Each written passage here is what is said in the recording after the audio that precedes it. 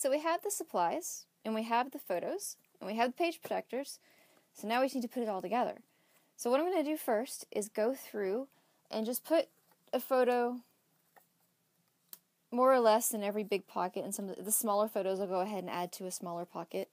And if I get to the end and I have photos left over, then I know I need to go back and do a little bit of rearranging. Like, I'm definitely going to have photos left over with this, so I'm going to stack those there and go back and see what I can combine together. I find in Project Life I have a lot of photos of food. We've been doing gluten-free around here lately, so this was our first try at gluten-free pancakes. Actually pretty good. And Chipotle. So I think I'll just put the food together and journal it together. A couple other photos. Let's just move everything around and see how it goes. Apparently I was quite obsessed with sunsets and sunrises this week.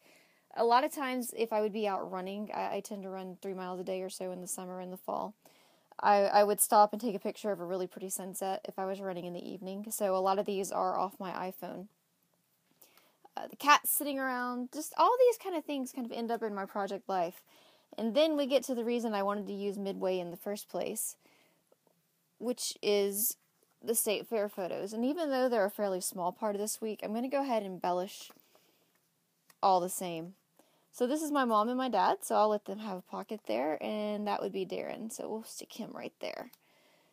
So that looks about balanced enough. That's, not terribly complicated. That's how I lay out my photos. My next step is to go through and add pattern paper for everything. And like I said, I'm going to use this smaller 8x8 paper pad from October afternoon. And what I will do is I will cut a 4x6 section for each of these pockets that has a smaller photo in it, as well as one for each of these 3x4 sections. The ones that have a 4x6 photo, I don't cut one for. So it looks like I need to cut 1, 2, 3, 4, 5 4x6 pieces, and then all 8 of the 3x4 pockets, because when my photos come back from the printer, they're not exactly 4x3. So there's a little bit of an edge at the top and the bottom, so I'll usually lay on top of a piece of pattern paper just so I don't have the back of whatever was the last week's card showing through. So I'm going to go and get those cut and then come back and we will try to lay everything out and balance the pattern papers. So the papers are cut, and I now have this nice stack of 3x4 and 4x6 papers that I can start to kind of tuck in behind all of these photos. I also, while I was at it, went ahead and cut apart that little cut-apart sheet that I told you about. So I'll have these embellishments off to the side, although I don't embellish until after I've decided where all the journaling is going. But I did want to show you this because the back of this paper is this really nice wood grain print. So I went ahead and cut out the other section of that paper so that I could have a nice neutral background in amidst all this color, because Midway is a really colorful line. So we're just going to go through and decide what needs to go where. And what I try to look for is a photo that maybe doesn't have so much color, like this one is fairly black and white. I can use a more colorful print with it without detracting. So this is when I was watching the iPhone 5 launch. I am quite the geek. And then a more neutral pattern is probably needed here because there's all that green mixed in. So let's go, since we have this light background with a darker background one here behind these guys. This has a nice bit of orange from the handle of the date stamp. I actually took this photograph for another layout that documents my love of date stamps. Again, geek.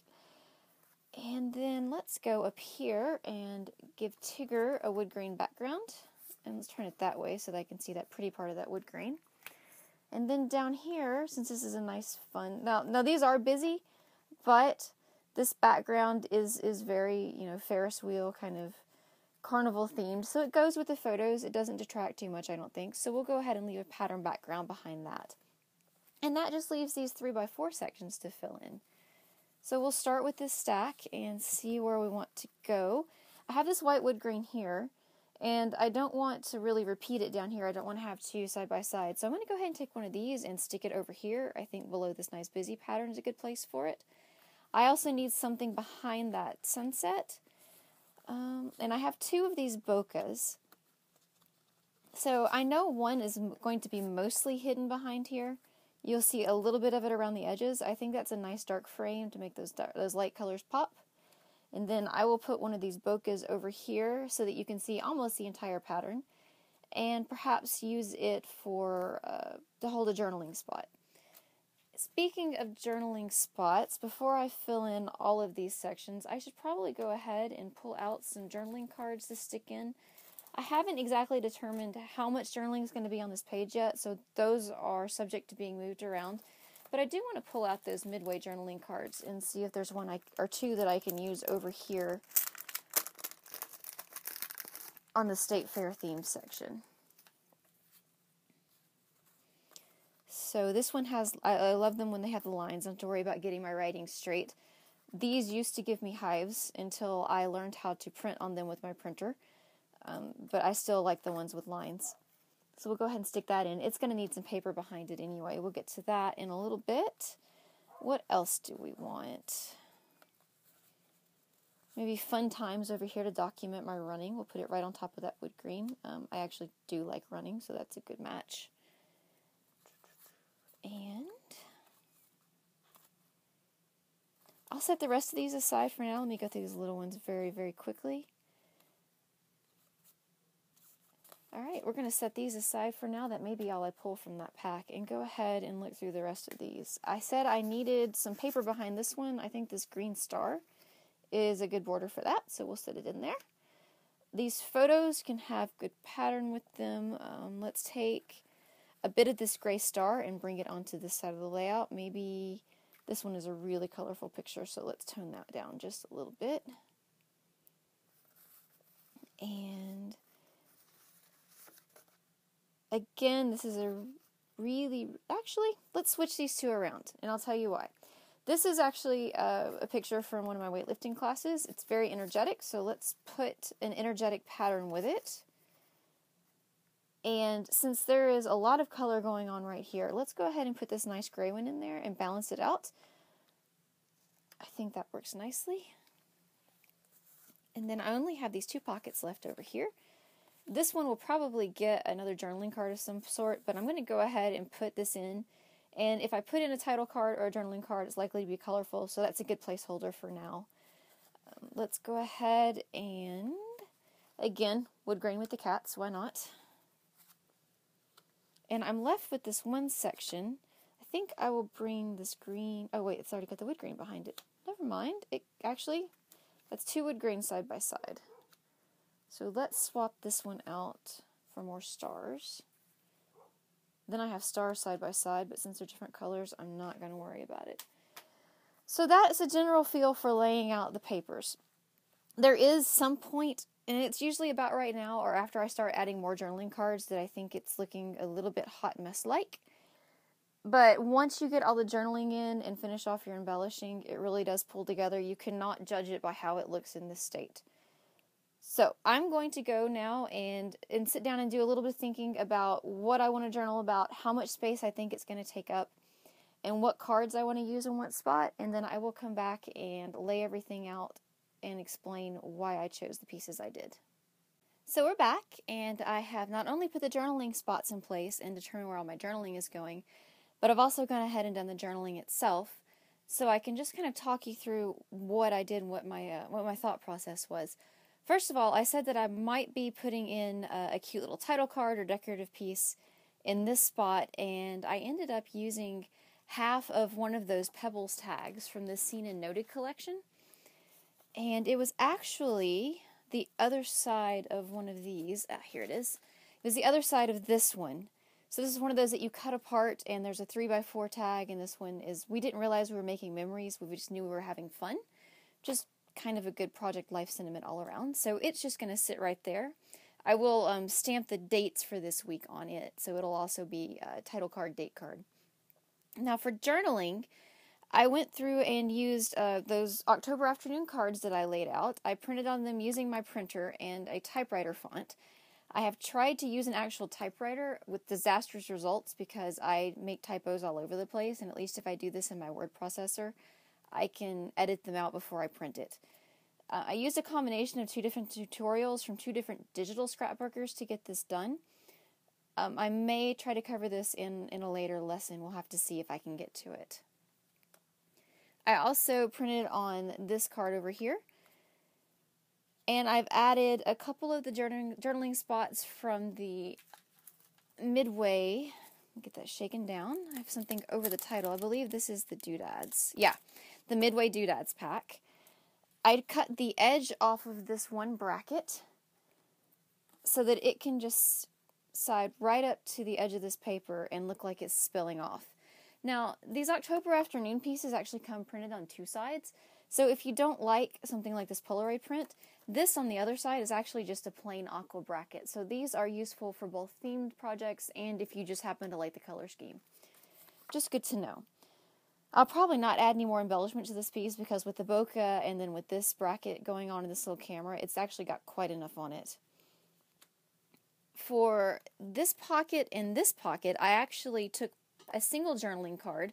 This is from those Simple Stories Snap. This is one journaling card. It was like this with a little bit more on the bottom. And just split it between the two to give myself some journaling area. And just set that back there. I'll add a little bit more embellishment to each of those cards, but I like the way that looks. I also cut apart one of the 4x6 journaling spots from one of the Pebbles tags. This was the what was actually between the who, when, and where. But I only wanted the what, and I needed something that would fit up here, so I set that right in that little section. And this is also half of one of the Snap journaling cards. I've actually already stuck this one down because I wanted to know how much space I was going to have to write in here. But this was the bottom of that tag. So I'll just save this piece and I'll have it for when I need half of a journaling spot later. I'll actually just tuck it right back up inside of the pad. I pulled out a few of the label stickers from the October afternoon sheet. And one of them is right here.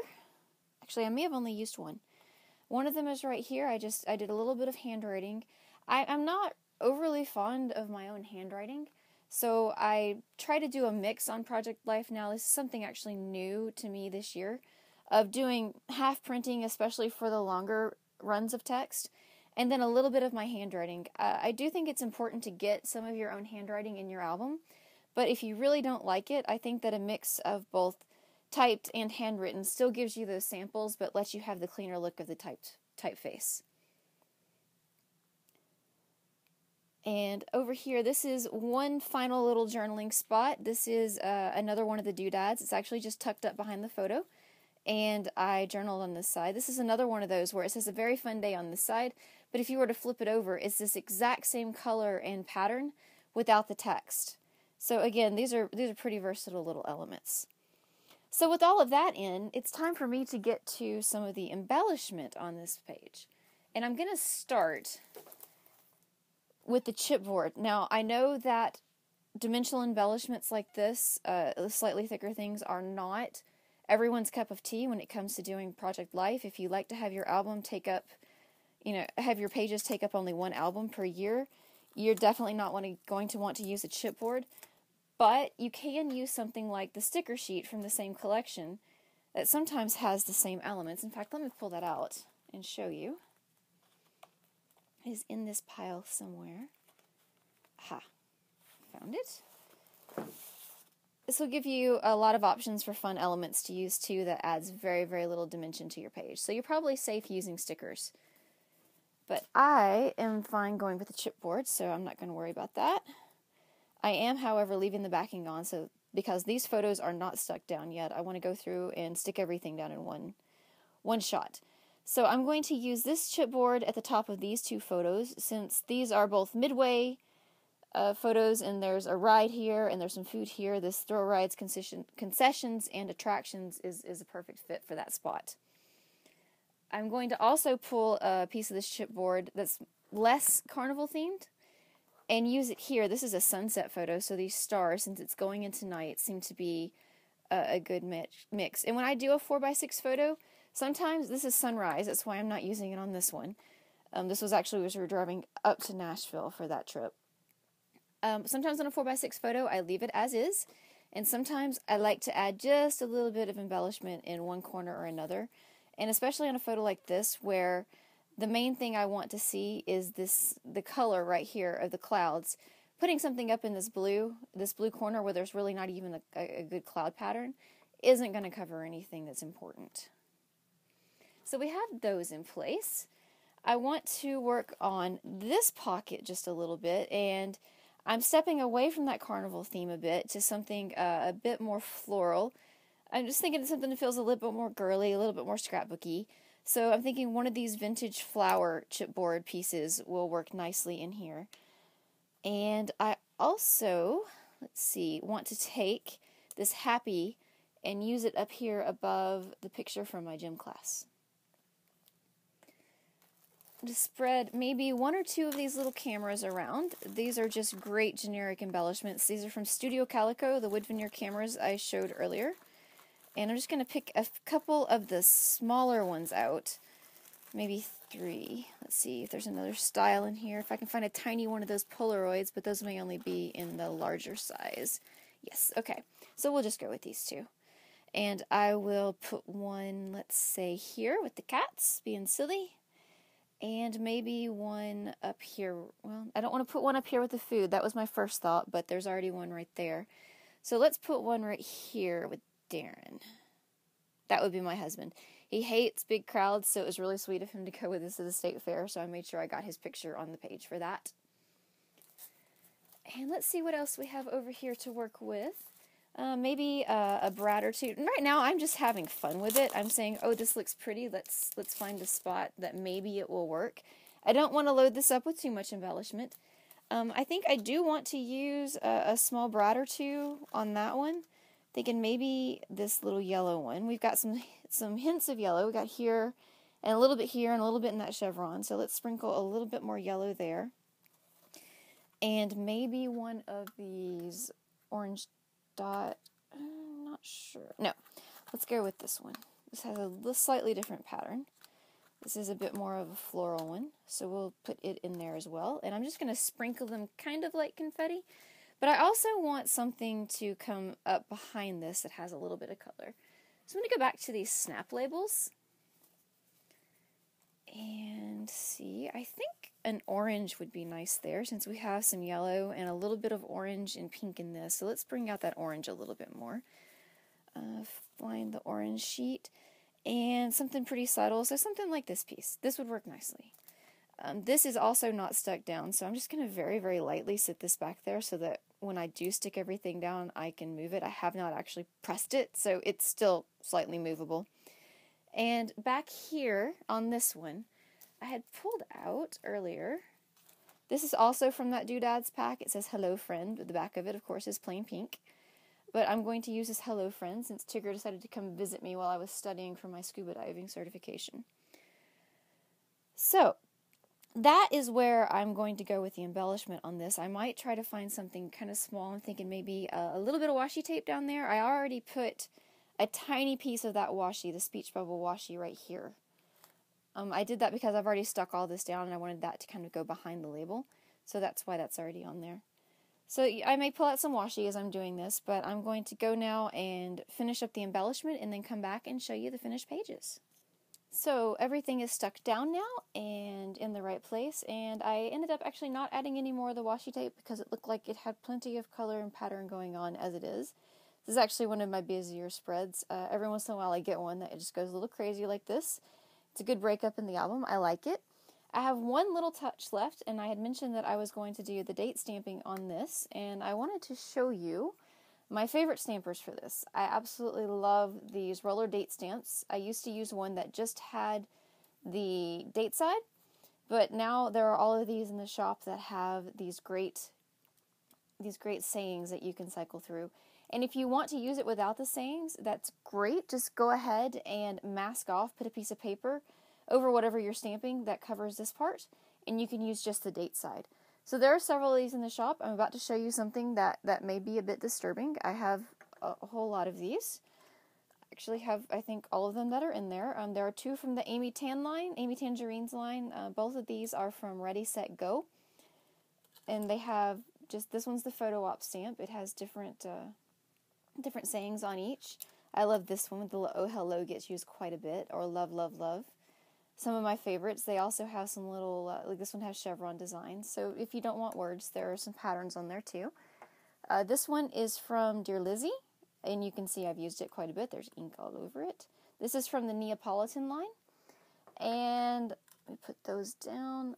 Last, this one is from the Smash line. This is kind of the date stamp that started it all. So, and if you like these, you might want to check this one out. It's actually on sale in the shop right now. I believe it's 25% off. So if you are looking for a date stamp, you might want to check that one out. This one starts at 2011. The rest of these start at 2012. And American Crafts, I believe, is working in the future on having them go back to 2007 or so you can use them on older layouts as well as the newer ones. But I'm going to use this Studio Calico one from their Classic Calico 3. This was from their summer release this year, or last year now. And I'm going to flip over to, I like to use, if I'm doing the dates, I'll be stamping it twice. I'm going to flip over and do one image, so I'll use these hexagons this time for one of the dates. And let's see, September 9th is the first day of this one. And ink it up. I like to use StazOn with these just because sometimes I end up stamping on a photo and it dries really fast. It goes on anything.